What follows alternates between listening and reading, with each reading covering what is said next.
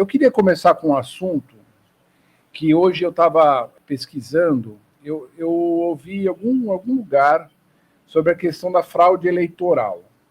Porque me parece que a fraude eleitoral foi sempre o argumento. Porque assim, o cara não vai falar que quer continuar na mamata, né? Os milicos vão dominar o Brasil para salvar o Brasil. Exato. Tá. Nem admitir que perdeu, pelo jeito. Né? Nem admitir que perdeu. Então, assim, a desculpa sempre é que eles estavam ali para não deixar o vagabundo subir a rampa e Exato. Porque tinha fraude eleitoral, que é o argumento do Trump, né? Que depois a gente viu no próprio relatório que eles mesmos não acreditavam nessa merda, né? Eles sabiam que não tinha. Que isso era tudo uma picaretagem, uma coisa completamente sem sentido, assim, mas que eles insistiam, porque eles tinham que ter algum argumento que talvez colasse ali com a galera mais maluca. Nas reuniões, o Augusto Heleno também falava que se for bater na mesa tem que ser antes das eleições. Lembra que ele falava isso? Porque ele sabia que quando viesse o pleito, o resultado ia sair o que saísse, não ia ter como contestar depois, né?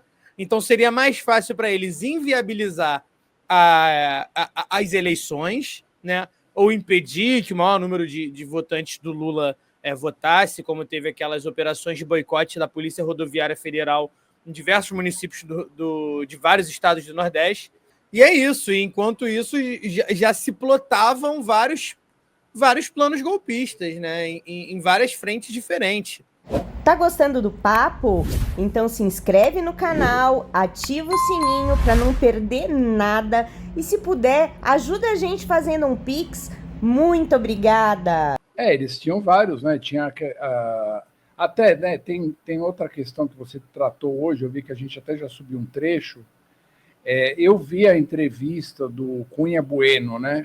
Eu não sei se ele é parente aqui de um deputado que tem aqui em São Paulo, que é um cara meio monarquista, não sei se é parente dele, mas é um cara que... Duvido não, hein? Eu cheguei até uma vez a entrevistar esse cara, era um quatrocentão que morava em Higienópolis. O cara era um escrotaço. Uma vez eu entrevistei ele por causa de uma árvore que eles estavam fazendo um protesto lá em Higienópolis, aquelas matérias que você faz de final de semana, assim, sabe? Que você vai lá, cai, tava ele e o Fábio Feldman. O Fábio Feldman foi um cara muito educado. Cunha Bueno, todo arrogante, com seu sapatinho comprado em Nova York. Deve ser parente desse cara aí. E eu vi a entrevista dele no Globo News outro dia, e ele querendo botar no rabo dos outros milicos, né? O que está rolando é isso, né? Ele querendo dizer que... Porque o argumento dele era tão furado, assim, que era assim, tipo... Não, porque se houvesse o golpe, ia ser uma junta militar. Então o Bolsonaro não ia ser beneficiado, né? Você viu esse argumento, né? Não era o Bolsonaro. Mas era, cara. Esse é o argumento da defesa para... É muito furado, assim, cara. Exato. Mas é o argumento do cara, assim, tipo... Não, o Bolsonaro... Aí, assim, ele está querendo jogar a bucha no colo desses dois aqui até da Ártica. Acho que são os principais generais, os próximos ali, né? Os mais próximos, que já deviam estar presos, inclusive, né? Pelo menos o Braga Neto, né? Não, o Braga Neto com certeza deveria estar preso. Com certeza. E o Augusto Heleno também. O Braga Neto ficou muito mais grave pro lado dele depois que começaram a investigação começou a chegar que os planos de assassinato poderiam estar sendo feitos na casa dele, né? Então, calma aí, olha para onde já escalou, né? O nível de perversidade desse povo. O general Augusto Heleno também está se complicando agora porque está vindo algumas investigações que dizem que através do GSI ele estava querendo interferir na Polícia Federal. Então, é prisão para os três, cara, para os três. E a mídia está dando muito, a mídia hegemônica, né, está dando muito espaço para essa narrativa de que o Bolsonaro pode ser uma vítima, de que é um golpe dentro do golpe, e não vamos cair nessa, né? Não vamos cair nessa. O próprio relatório da Polícia Federal põe ele ali como planejador, ator, diretor, coadjuvante. Ele fez tudo nessa produção golpista. Digna de Hollywood, inclusive. Eu queria voltar, deixa eu ver se eu consigo. Eu preciso até trocar esse computador.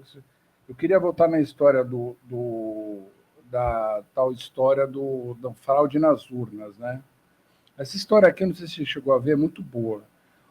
Esse tiozinho aí, ele está no relatório da PF, né? Ele é o Carlos César Moretson Rocha, ao lado do presidente do PL. Essa matéria aqui é uma matéria que saiu ontem no UOL, do Pedro Vilas Boas e Lucas Lucena. Então, esse velhinho, eu vou começar até pelo fim da matéria, porque o fim da matéria resume toda a matéria. Carlos Rocha também afirma ser um dos criadores da urna eletrônica. Em 1996, ele entrou com pedido de patente, mas a solicitação foi negada pelo Instituto Nacional de Propriedade Industrial.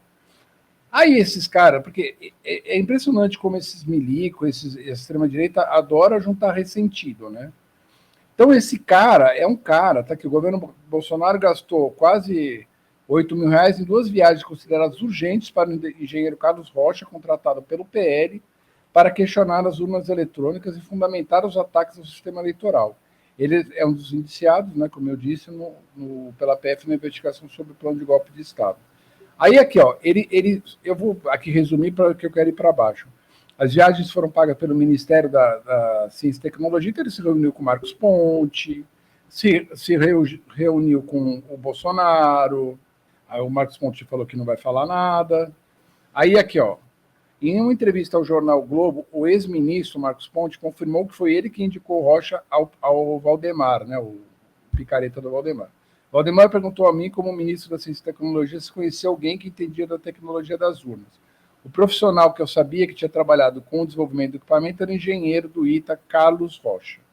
Esse cara criou um instituto em 2021, que diz que tem aqui em Santo Amaro, aqui perto de onde eu estou, eu estou aqui perto de Santo Amaro. E contratou esse instituto desse cara, e esse cara fez aquele relatório, né, aqui, descreveu um quadro de riscos elevados de quebra de segurança nos sistemas eleitorais, né? Uhum. E viu quem encomendou o parecer, ô Fernando? Foi o Valdemar, né? Foi o PL, e custou R$1 milhão, inclusive. Então. Aí tá aqui, ao analisar os arquivos disponibilizados pelo TSE após a votação, a equipe constatou que os modelos de uma urna eletrônica mostravam o número inválido. Assim, cara, sem prova nenhuma, né? Isso me pareceu muito evidente que esse tiozinho é um engenheiro do ITA, já um senhor, né? É um cara ressentido, porque é lógico que o cara queria. Eu inventei a urna eletrônica, eu participei da equipe que inventou a urna eletrônica. Então o cara queria royalty, depois viu que o negócio, né, é utilizado no Brasil inteiro, aí o cara criou um instituto, se juntou a essa camarilha, essa quadrilha de picaretas, né?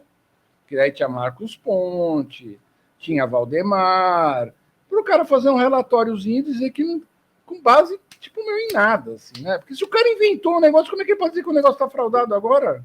Se você inventou e queria a patente do negócio, depois de 15, 20 anos que você deve estar lá com uma aposentadoria, sei lá da onde, o velho vai lá, né? Vou dar de novo o nome dessa desgraça aqui. Rocha. Carlos César Moretson Rocha. Carlos Rocha. Então você vê como é que funcionava essa coisa das urnas, né? Era só para... Eu odeio essa palavra cortina de fumaça, mas no fundo é uma cortina de fumaça para você criar algum argumento que a gente sabe que eles viviam falando isso o tempo todo, né, cara? Era o tempo todo, era uma coisa insuportável, assim. E daí chegou em cima da hora lá, eles arranjaram esse cara ainda para justificar. E esse cara entrou no rolo, né? Depois também tinha um argentino também, né? Um argentino que fazia isso também. O argentino teve um laudo argentino como se fosse uma figura técnica, mas que no final das contas também era um terraplanista, um mileizista, um amigo do Eduardo Bolsonaro argentino. Inclusive, o laudo desse técnico argentino foi defendido pelo Monark depois do Flow, e foi aí que o Alexandre de Moraes proibiu o Monark no Brasil de vez. Foi por causa desse laudo. Mas é isso, né? No final, Monark, o argentino foi no Monark? Não, o Monark... defendendo o cara. Defendeu ele num programa em que estava... acho que era o Mamãe Falei. Acho que era o Marcos Duval, e até o Marcos Duval fala, mas Monark, tu não pode falar isso. Isso é muito grave, né, cara? Porque você fica o tempo todo E é tão hipócrita, né? Porque agora nas últimas eleições, né? A direita teve muito voto, eles também tiveram voto. Arthur Duval. E ninguém falou, né? Ninguém falou disso, né? Ninguém mais falou de fraude. Ninguém falou de fraude. Aí é só quando a esquerda ganha. Em 2018 também, quando o Bolsonaro ganhou.